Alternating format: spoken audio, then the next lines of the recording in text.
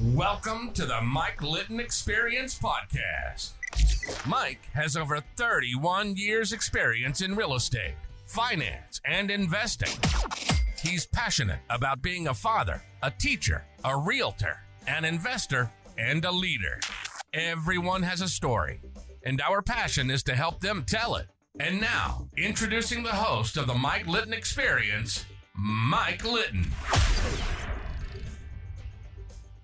So what can you expect from the Mike Litton Experience? You can expect stories that will inspire, motivate, advice that will sharpen your focus, and expert information on real estate, finance, and market conditions. Ruth Poniarski, thank you so much for being our guest on the Mike Litton Experience. I can't thank you enough for taking time out of your schedule to be with us. I'm super excited for our time together. So like we talked about before we hit record, everybody has a story, and our passion is to help them tell it. So with your permission, we're going to start with where you were born, and we're going to go all the way up to today with your life story. And then we can talk about anything that you're working on today and or for tomorrow. And I know we're going to talk about your book, which I'm super excited to talk about. Okay? Yes, that's great. Okay. So tell us where you were born.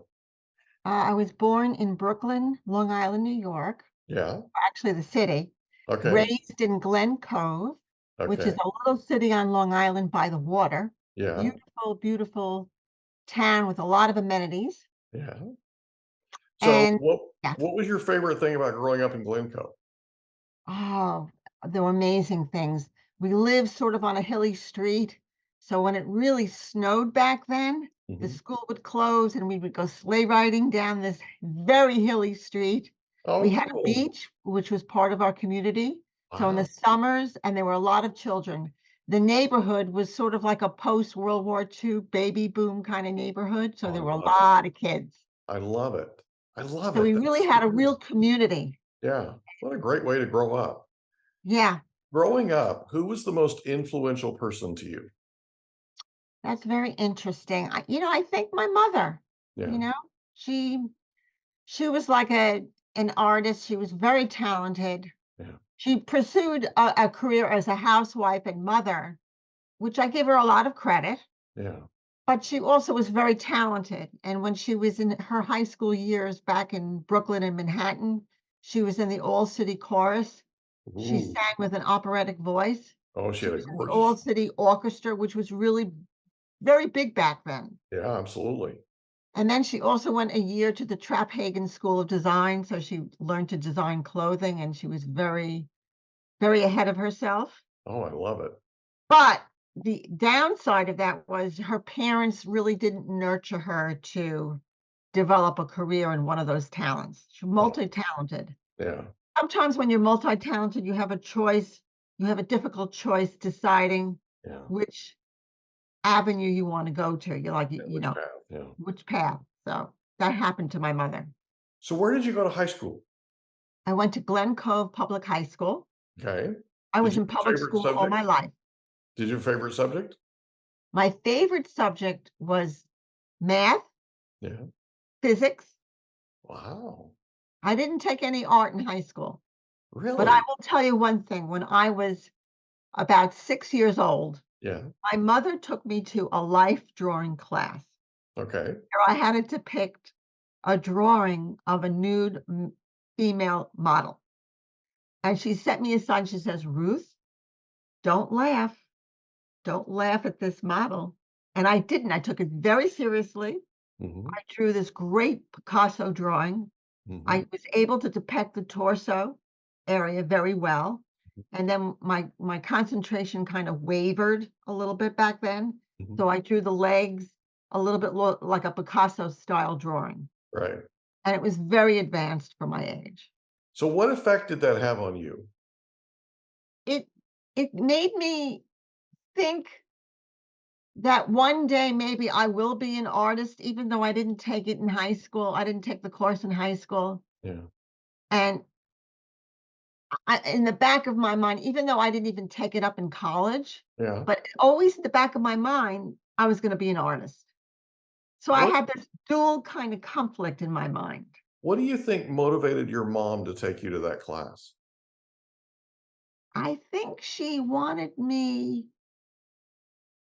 I don't know, to like have a new exposure and to learn to draw, maybe. So that's a little out of the ordinary, right? For a sixth, you said sixth grade?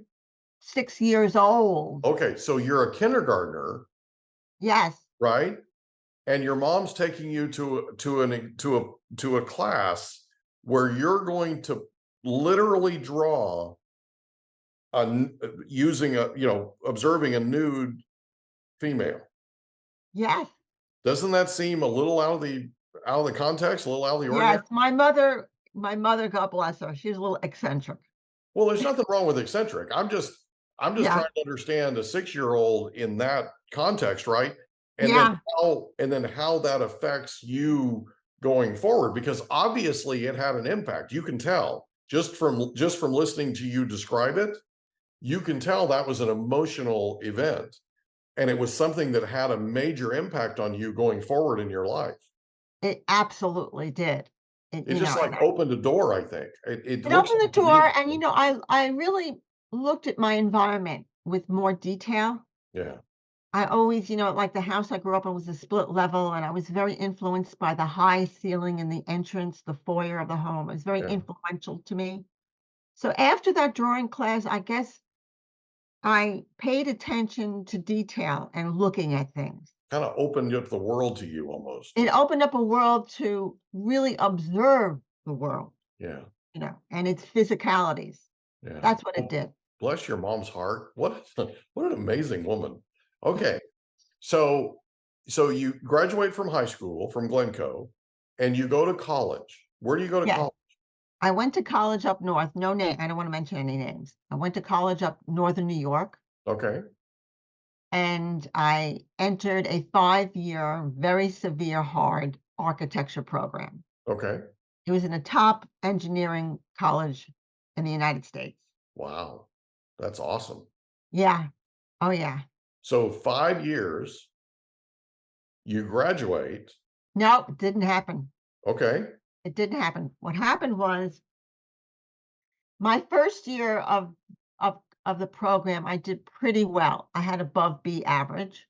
Very nervous about getting grades, very nervous about completing my assignments. I was very, very attentive and very not disciplined that much, but very attentive. Okay. My second year, in the beginning of my second year in the fall semester, Mhm. we had a clique of architecture students. We were very close, about a group of about 8 of us in the Okay. class of 60. Okay. I mean, we would do all-nighters at the school, at the studio in the school with our design projects. We would have little parties. We would do activities together, very close. Yeah. And what we would do is have these little parties, and we would smoke marijuana. Oh boy. Yeah, and so I did it carelessly Yeah. and a little bit too heavily at one point. Okay. At one point, I blacked out, and I was like 4 hours of comatose, dark sleep, no dreams. Then I woke up, and after that had happened, I said, "I'm not gonna do this anymore. Okay. I'm not going to smoke marijuana at these little parties." Right. You know? In the spring semester of my sophomore year, I kinda drifted away from that clique, that group of architecture students. We Right. would call us Archies. Okay. And I had a boyfriend, and he was a 5th year architect student, so we were close together, and I drifted away from the group, and I was with this boyfriend. Right. And then, that kinda drifted away. He graduated, and he never really returned. He lived in Buffalo. He never really returned to the school where I was. Okay. That kind of faded, Right. faded in the air. And then my junior year, which is the following year, Mhm. I was so nervous. Oh, yes, and also what I wanted to say was the marijuana lingered, the effects lingered in me. It made me goalless, it made me depressed, Oh made me no. have a low self-esteem, trouble doing my assignments, the effects, and it lingered. It didn't completely go away. So that Right. was lingering in me into my Okay. junior year. Wow. My junior year, in the beginning, we were given a very difficult assignment for our design course. The design course was the core course of the entire curriculum. Right. Everything evolved around it: structures, physics, building materials, and an elective course you could take, art or music or whatever you wanted to do. Right. But the design course was the big course of the entire curriculum. Well, what I did, I dropped out of the design course, Oof. which was a mistake. I thought I was taking an easier route. I signed up for a studio art class Okay. instead. Okay. Did very well in the studio art class, very well. But I really felt that I had lost something when I dropped the design course. Hmm. I kind of lost the path to a 5-year degree, to completing what I had started. So Okay. that lingered in my mind, Yeah. along with the effects of the marijuana. Okay. So And sort of then I had double whammy. Yeah. It's a double whammy. Yeah. And then in the springtime of the junior year, I had a boyfriend, very nice guy, very creative guy. He had lived in Europe with his parents. They're American, but they lived in Europe, in Belgium. And his father was an executive, I guess, in the trade markets, very big trade markets in Belgium. Mm-hmm. And so he was at school, in Upper New York. Mm-hmm. And we had a great time, but I don't think that he really fit into the program, so to speak. He was a very creative dresser. He kind of stuck out and Yeah. kind of didn't fit. Okay. Well, that being the case, summer came along, and then the fall of 1977. Mm-hmm. He did not return. He transferred to an architecture program in Sweden. Okay. So Very close to home. talented. He spoke Swedish, he spoke French fluently, very talented. Yeah. Well, when I came back in the fall, I was I was really close to being devastated, because Yeah. we had a lot in common, both very creative. We were both had a lot of values together. We did so many things together. I was Right. devastated. Yeah. I was really alone, Yeah. because I had cut ties with that architecture clique, and my boyfriend didn't return. Wow. So that left me kind of, it's like a breakup could be very devastating, Absolutely. and this was a very hard program. And But especially if you feel alone and isolated and you already yes, feel the effects of the marijuana lasting, right? And then and then that class that design class, I mean, you start piling all this on and pretty soon it feels like you're suffocating. yep, I was suffocating in frustration and Yeah. despair. Yeah. Anyway, so I had signed up again for the design course. I decided to go back. I said, I'm going to do this. I'm going to finish what I started. Well, when I entered the design course, I was a good designer, really great creative designer. I could make buildings out of cardboard, really sculptural buildings. Mhm. But I did not acquire the discipline to drafting and communicating the design in drawings. Gotcha. And that was the most important part, because to build a building, you need drawings, you need mechanical details, Right. you need elevations to see what it looks like Right. on paper, and You have to be able to communicate it. Yeah.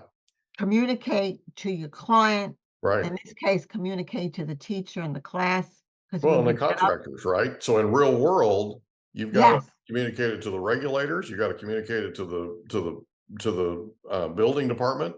You got to communicate it to the planning department. You got to communicate it to the bank. I mean, you've got to communicate it to everybody, the client, right, contractors, everybody.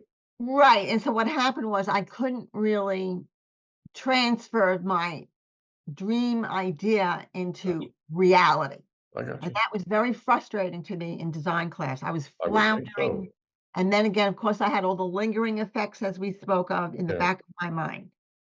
So anyway, I befriended this gentleman. He was about 28 years old. He was a graduate of the architecture program, and he was assisting a visiting professor from Austria, in a class in the architecture school, and the class was how socialism affects architecture, the government affects the built environment. Right. But you could see in Europe, you could see a lot of the architecture there and their governments there. It's kind And of how like it's influenced. very reflective. Yeah. So anyway, so this gentleman, we'll call him Joseph, he Mhm. was assisting the professor. Yeah. I became close with Joseph, but only platonically. I didn't, I wanted a friendship more than anything, nothing else. Mhm. And he saw that I was struggling. Mhm. I was so much struggling. I was going back and forth between his apartment and my apartment, and I had a very difficult time in the studio and the class. I just was so frustrated. I was on the verge of breaking. Right.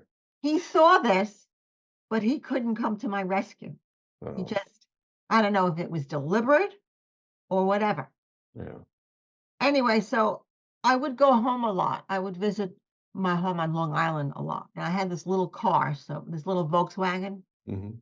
little rabbit Volkswagen, one of the new cars back then. Yeah.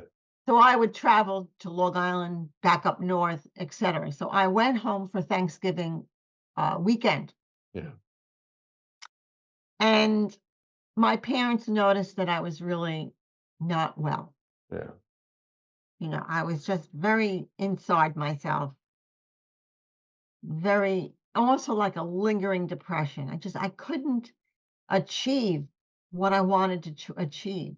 I Right. couldn't do what I wanted to do. I was Yeah. trapped, yelling and screaming inside. Mhm. Anyway, I got in my car and I went back to the north, to the school, to the college. Mhm.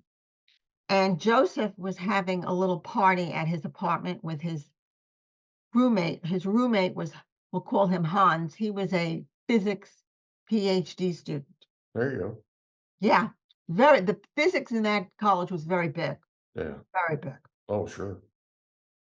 So anyway, I went to this little party, although I have to tell you, I returned to my apartment and I had two roommates in my apartment, Mhm. which they were their own clique. And I was also feeling a little isolated amongst their little clique. Right. So anyway, be it as it may, I went to this party. I talked the whole time. There were about 8 physics students there, Mhm. talking the whole time. I don't know what I was talking about, but I was talking. Mhm. And at the end of the party, everybody left, and I stayed behind with Hans and Joseph because I was close. Mhm. And Joseph gave me this brownie cake, delicious brownie cake, Mhm. laced with angel dust, PCP. Oh my gosh. I didn't know it. I Yeah. was just eating the brownie. To me, I was eating, I was hungry and I was eating this delicious brownie. Right. Well, moments later, after I completed eating it, my head was spinning. Mm. I hallucinated a cavernous space of lit white candles, like Wow. close to death. I felt almost like symbolic of dying. Wow. I wanted to jump out the window. Yeah. It was a first floor apartment, but still, I wanted to jump out the window and run away. Mhm. Leave all my problems and all my troubles and all my frustration. I just wanted to leave it, abandon it, Mhm. but I couldn't. Right. Joseph held on to me to keep me from running away. And then I rested on his bed for Mhm. about an hour. Now, mind you, I didn't put this together years later that this was purposeful, what Joseph did. He wanted to have more in the relationship. Oh my And this gosh. was his way of scheming, thinking that I was going to be intimate with him, being high on PCP, Oh my goodness. almost like the modern Me Too movement. Yeah. Almost like a Right? roofie kind of thing. Yeah. Yes, but that Wow. didn't happen. I was just so beside myself Yeah. and so deranged and so spinning. My head was spinning.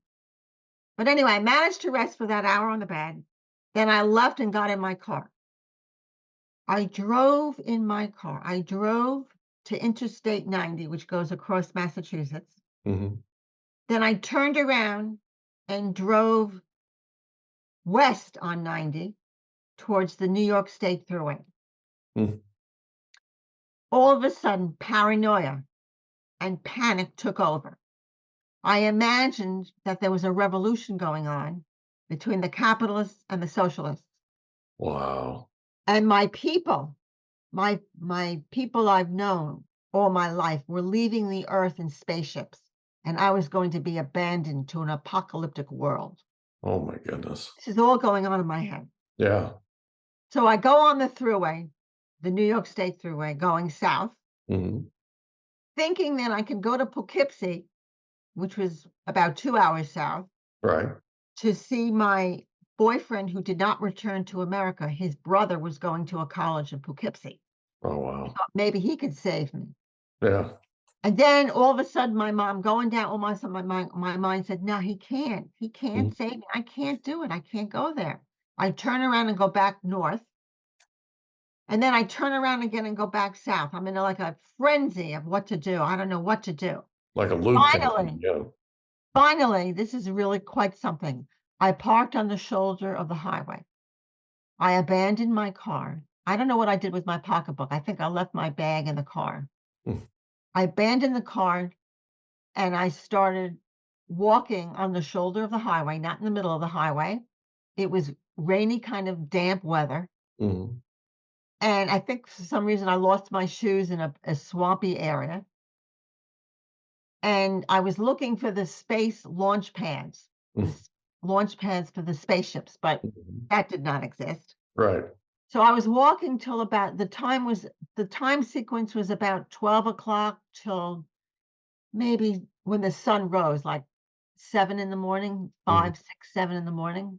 I was walking, I must have walked about 12 miles. Wow. Reality hit me for a split moment. I hitched a ride back to the college town where my apartment was located. Right. The driver left me off about maybe 4 or 5 blocks before my apartment, which was in a little house. Mm-hmm. I got back to my apartment. I was like, I hadn't eaten in 24 hours or whatever. I was disheveled, dirty, no shoes. My father was there, my frenzied father. Hans and Joseph were there, and my 2 roommates. At your apartment? At my apartment. They were all waiting for me anxiously if I was ever going to return. Because I was missing for about 24 hours. And what happened was the state police found my car. They found the registration in my car, which was registered to my father's business. Right.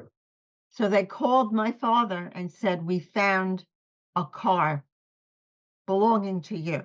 Mm-hmm. And then he said, yeah, that was my daughter. Right. So immediately he traveled north in that period of time that I was breaking down. Right. He got to the apartment and he was waiting there. They were all waiting to see if I would ever return. Wow. So then at that point, this is only the tip of the iceberg. Right. I had many breakdowns.